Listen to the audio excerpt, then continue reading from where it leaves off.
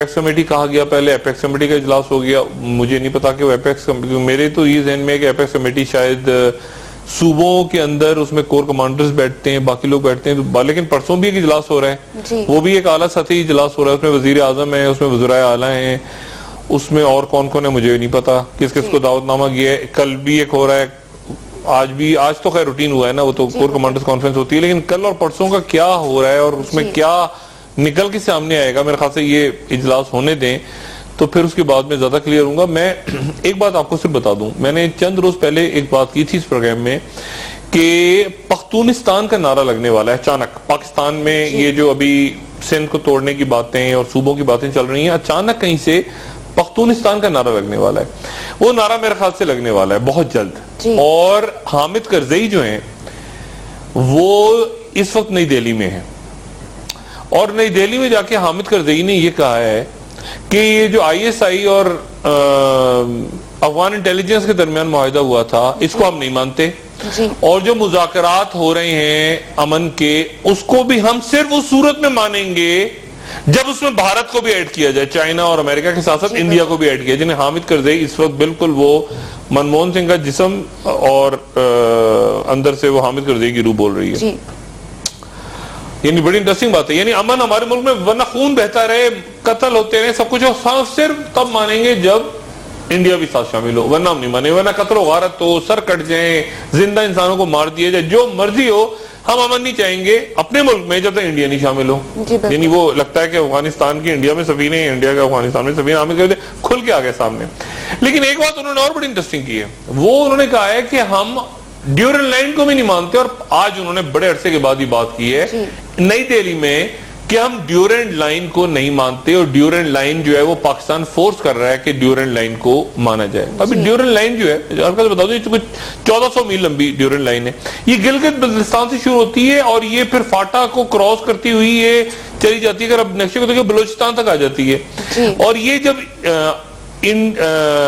British برطانیہ کی aggression ہو رہی تھی نا پچھلی صدی میں، تو اس وقت یہ ایک معاہدہ طے پایا تھا میر کابل اور یہاں پہ جنرل ڈیورنڈ تھے، سفارتکار تھے ان کے درمیان، جنرل نہیں تھے سفارتکار تھے ڈیورنڈ، ان کے درمیان طے پایا تھا. بڑی بحث اس پہ ہو چکی ہے. لیکن یہ کہہ رہے ہیں حامد کرزئی کہ ہم ڈیورنڈ لائن کو نہیں مانتے.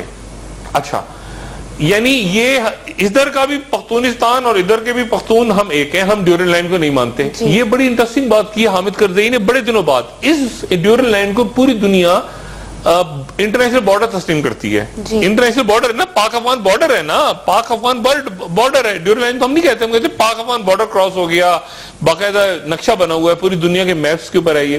یہ وہ گریٹر پختونستان کے نقشے وقشے جو ماضی میں آتے رہے اور یہ سارے آتے رہے. لیکن میں نے ایک اور بات بھی کی تھی، اور میں نے یہ کہا تھا کہ پاکستان کی سیاسی جماعتیں جو ہیں، 2 سیاسی جماعتیں کم سے کم، وہ حمایت کا اعلان کریں گی اس پختونستان کے نعرے کا جب وہ ٹائم آئے گا صحیح. کیونکہ ڈالر والر ادھر ادھر باہر کا کھیل پورا ریجن کا شروع ہو گیا ہے. اور یہ آرمی چیف نے جب سے یہ پاک چائنا کوریڈور کے اوپر بنانے کی بات شروع کی، یہ ساری تو وہ ساری فورسز جو کہ اگینسٹ ان پروجیکٹس کے وہ ساری ایکٹیویٹ ہو گئی ہیں. تو حامد کرزئی صاحب کا وہاں جانا. اچھا، حامد کرزئی نے ایک اور بڑی مزے کی بات کی نئی دہلی میں. وہ کہتے ہیں میں نے اشرف غنی کو سمجھایا ہے. یعنی وہ کون ہے سمجھانے والے؟ بھائی اشرف غنی نیا صدر ہے. وہ کہتے ہیں میں نے اشرف غنی کو سمجھایا ہے کہ پاکستان کے ساتھ تمہاری جو تعلقات ہیں تمہارے نقصان دہ رہیں گے. میں نے کہا تھا نا کہ اشرف غنی کی جان کو خطرہ ہے، اور اشرف غنی کو یہ خود مروا دیں گے. مجھے ڈر لگ رہا ہے. یہ حامد کرزئی، ان کی باقیات، دوستوں وہ سارے جو آ گئے ہیں.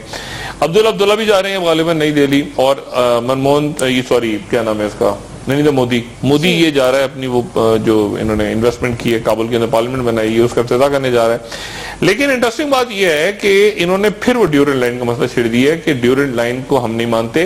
اور پاکستان کے اندر اب دیکھنا یہ ہے کہ کون سی پارٹیاں. ایک تو ANP عوامی نیشنل پارٹی، اگر ان کی وہ کلپ دکھا دیں ماضی میں ان کا اسٹیٹمنٹ آتا رہا ہے. اب یہ بڑی انٹرسٹنگ بات ہے کہ جو بات حامد کرزئی کر رہا ہے، جو بات اس وقت ان کی NDS کر رہی ہے افغانستان کی، یہ اتفاق سے ANP کا بھی یہ پوائنٹ آف ویو رہا ہے ماضی میں کہ ہم ڈیورنڈ لائن کو نہیں مانتے اور یہ پختونوں کو تقسیم. کسی وقت بھی آپ توقع کریں، ہو سکتا ہے نہ دوبارہ وہ ANP اپنے موقف میں کوئی تبدیلی لے آئے. لیکن ANP کا یہ دیکھیں، Durand line unacceptable bye Pashtun से ANP का माजी में ये मौकफ रहा है कि हम ड्यूरेंट लाइन को नहीं मानते। तो हामिद करजई साहब जो है वो दोबारा से, मैंने कहा था ना पाकिस्तान में दोबारा ही फटा खड़ा होने वाला, ये इस फड्डे को ज़हन में रखें, बात हम इधर ही रोकते हैं। और एक और पार्टी, और ये वो पार्टी जो कि बलूचिस्तान में इक़्तिदार के अंदर भी है, ठीक है, जो कि गवर्नरशिप जिनके पास है, वो पार्टी भी ये नारा लगाएगी पख्तूनिस्तान का, लगा सकती है, हो सकता है ना लगाए, लेकिन वो भी लगा सकती है। मैंने कहा सारी वो फोर्सेस जो हैं वो अपने अपने स्लीपर सेल्स, इधर उधर इन्वेस्टमेंट्स, फलाना डॉलर, ये लॉबिंग वॉबिंग, वो सब एक्टिवेट होने लगी है कि पख्तूनिस्तान के नारे के साथ। और मैंने हामिद करजई का जब ये आज पढ़ा स्टेटमेंट नई दिल्ली में जो उन्होंने बात की, लिमिटेड से मीडिया के लोगों को बुला के उन्होंने कहा कि हम ड्यूरेंट लाइन को पाकिस्तान दबाव डाल रहा है लेकिन हम नहीं मानेंगे किसी सूरत में, फौरन कहा, मैंने कहा ये दोबारा से पख्तूनिस्तान वाला खेल शुरू होने वाला है, वो जिसकी तरफ मैंने चंद दिन पहले इशारा किया था। बिल्कुल डॉक्टर साहब, सियासी सूरत हाल पर अगर आए तो पाकिस्तान पीपल्स पार्टी और